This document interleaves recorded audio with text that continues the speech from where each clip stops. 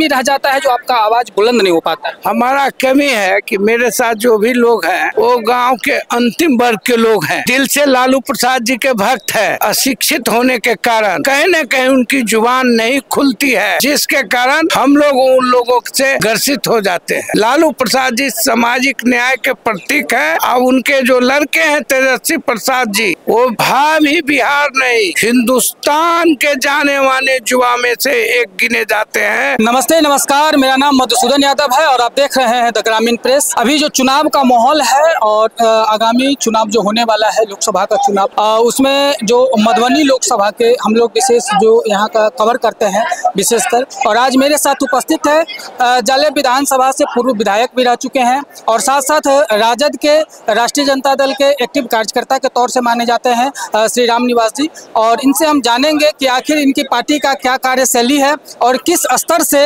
जो सामने जो चुनाव है क्या रणनीति बना रहे हैं ये लोग।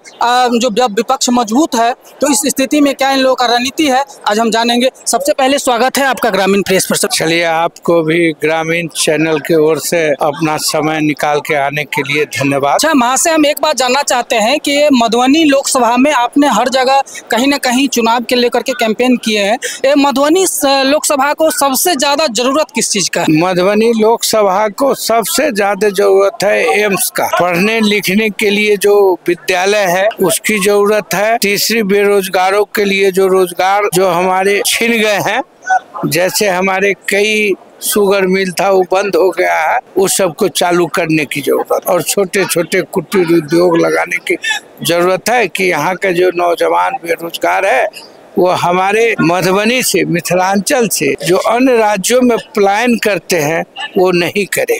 इसकी बहुत ही आवश्यकता है। सबसे पहले हमारे दर्शक को अपने बारे में बताइए कि आपका जो राजनीति सफर है वो किस तरीके से था और कब विधायक रहे और जाले के जनता के लिए आपने क्या क्या काम किया, थोड़ा बताइए। मेरा राजनीतिक सफर है, मैं राष्ट्रीय जनता दल में 1991 में प्राथमिक सदस्यता ग्रहण की। उससे पहले हम कांग्रेस के युवा के जिला के महासचिव हुआ करते थे। इसके बाद हम राष्ट्रीय जनता दल के प्राथमिक सदस्यता 1991 में ग्रहण करने के बाद 1991 में ही हमें राष्ट्रीय जनता दल दरभंगा महानगर का अध्यक्ष बना दिया गया। वह कार्यकाल मेरा 8 वर्षों तक लगातार रहा। जो शहर में, ये शहर की एक यूनिट होती है, महानगर और जिला दोनों समान यूनिट होता है। हम दरभंगा शहर में रह करके राष्ट्रीय जनता दल और जनता दल उस समय था, उसका मैं सिपाही के रूप में, पार्टी के अध्यक्ष रूप में काम करता रहा। दल के टिकट से मोहम्मद अली अशरफ फातमी जी दरभंगा लोकसभा से चुनाव लड़ने के लिए उनको पार्टी अधिकृत किया। मैं दरभंगा में रह करके उनके साथ गांव-गांव जा करके मुझे चुनाव लड़ने के लिए पार्टी की ओर से एक छोटा सा आग्रह किया गया। मैं उस समय राष्ट्रीय जनता दल में महानगर का अध्यक्ष था और हम बोले कि अभी हम चुनाव नहीं लड़ेंगे और आपके सिपाही के रूप में काम करते रहेंगे।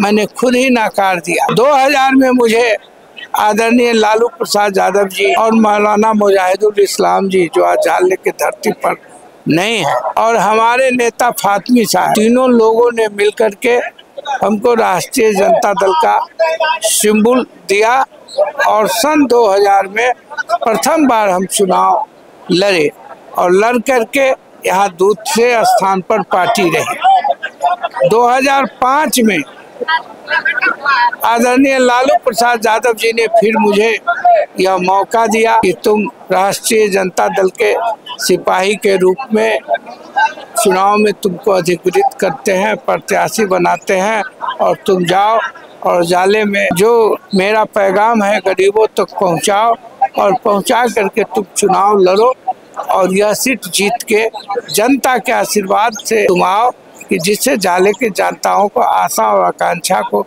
मजबूत किया जा सके। जब हम 2000 में यहाँ 2000 के बाद 2005 में जब हम चुनाव लड़ने के लिए आए तो लोगों को बहुत ही प्रेम मोहब्बत और बहुत लोग कहते थे, कहीं कहीं मैथिली भाषी लोग हैं तो मैथिली का कहावत था, लोगों की आवाज मिलती रही और मुझे जनता के आशीर्वाद से सफलता मिला 2005 में। संजोग से विधानसभा का गठन नहीं हुआ। पुनः 2005 में 8 महीना के बाद मुझे फिर फरवरी महीना में चुनाव का सैंपल मिला और मुझे फिर लड़ने का मौका मिला, यहाँ से जनता के बीच में जाने का। जनता ने मुझे फिर अपने आप बहुमूल्य मत दे करके और लालू प्रसाद जी के हाथ के मजबूत करने के लिए उन्होंने आशीर्वाद दिया और 2005 से लेके 2011 के जनवरी महीने तक हम जाले का प्रतिनिधित्व। अच्छा रामनिवास जी, एक बात जानना चाहते हैं कि अभी जो मधुबनी लोकसभा में जो चुनाव है, कहीं न कहीं राजद पार्टी पे लालू परिवार पर ये परिवारवाद का जो आरोप लग रहा है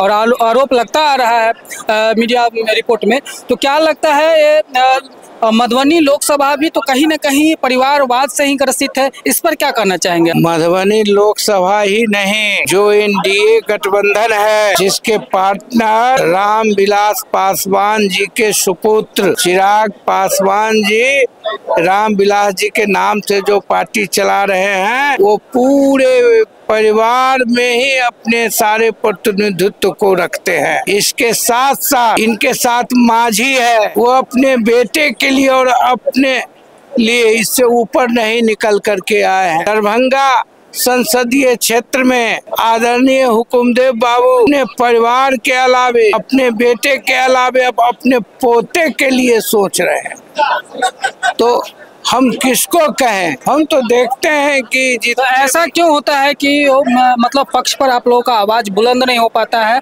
और ये विपक्ष पर एक जुमला बन जाता है, एक आवाज बुलंद हो जाता है कि कहीं ना कहीं लालू की जो पार्टी है, राजद की जो पार्टी है, वो कहीं ना कहीं परिवारवाद से ग्रसित है। ये कहाँ कमी रह जाता है जो आपका आवाज बुलंद नहीं हो पाता है? हमारा कमी है कि मेरे साथ जो भी लोग हैं वो गाँव के अंतिम वर्ग के लोग हैं, दिल से लालू प्रसाद जी के भक्त है। अशिक्षित होने के कारण कहीं न कहीं उनकी जुबान नहीं खुलती है, जिसके कारण हम लोग उन लोगों से ग्रसित हो जाते हैं। लालू प्रसाद जी सामाजिक न्याय के प्रतीक है और उनके जो लड़के हैं तेजस्वी प्रसाद जी, वो भावी बिहार नहीं हिंदुस्तान के जाने माने युवा में से एक गिने जाते हैं।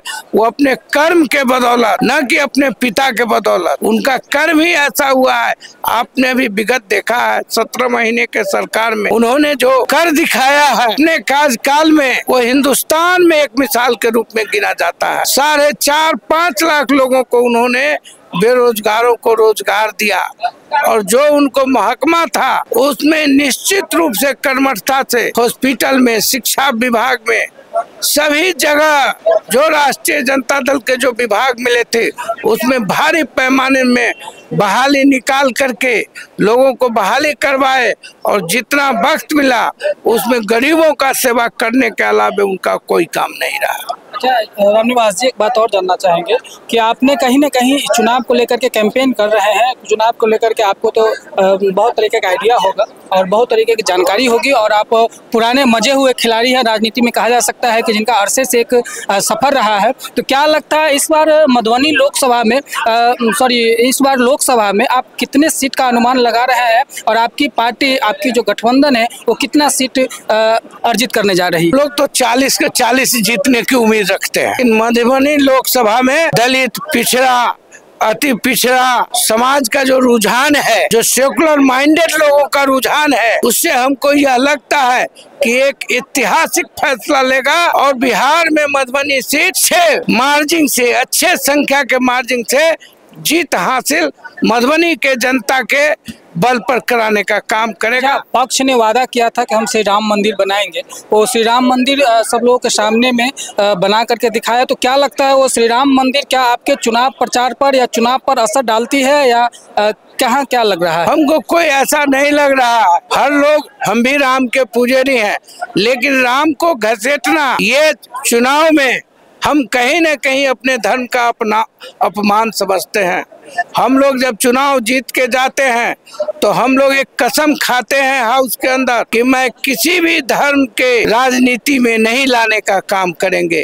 हम समझते हैं इसके लिए जनता, भारतीय जनता पार्टी को कहीं न कहीं कटघरा में खड़ा करने की जरूरत है। अच्छा रामनिवास जी, अभी जो आगामी चुनाव है, इस चुनाव को लेकर के आप मधुबनी लोकसभा की जनता को क्या संदेश देना चाहते हैं? मधुबनी लोकसभा के जनता को यह संदेश देना चाहते हैं, बहुत ही लोकप्रिय नेता मोहम्मद अली अशरफ फातमी, जो 12 सालों तक संसद के प्रतिनिधित्व करते रहे हैं। 5 साल उन्होंने भारत सरकार में शिक्षा राज्य मंत्री के रूप में हिंदुस्तान को सेवा दिया है और मधुबनी में उन्होंने सारे जगहों पर बड़ी रेल लाइन से लेकर के नवोदय, कस्तूरबा गांधी, पासपोर्ट ऑफिस जैसे बहुत से ऐसे काम को कर दिखाए हैं। और आज जो मधुबनी लोकसभा जो वंचित है, उस विकास से मोहम्मद अली अशरफ फातमी साहब वंचित नहीं रहने देंगे।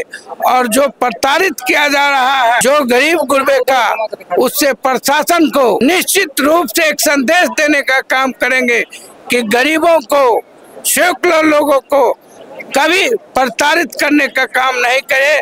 इसके लिए वो बहुत बड़ी लड़ाई लड़ेंगे और जनता को उम्मीद और विश्वास है उनके प्रति।